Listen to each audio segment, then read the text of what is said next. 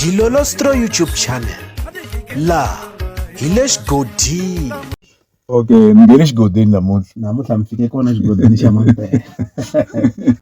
Album leyintshwa ya xiyimbeleri Benny Mayengani The President leyi nga thyiwa leswaku Mahlasela leyi nga huma eka siku ra namuntlha ku nga siku ra vumune eka n'hweti ya Nhlangula kwala ka lembe ra 2024 yi le ku tirheni kahle eka ti-iTunes loko hi kamba hi kuma leswaku se yi le ka xiyimo xa vumbirhi eka ti-iTunes.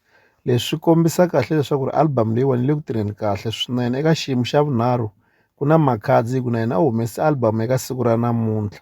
Kasi na loko hi cheka ka swin'wana swiyenge swa mabulu swo njhe hi vo TikTok na va Facebook, album ya xiyimbeleri Benny Mayengani The President yi le ku tirheni kahle swinene. Hi vona vanhu swi tikomba album leyiwani va yi amukele hi mandla mambirhi, leswi hi nga vulaka leswaku hi swi bela mandla swinene.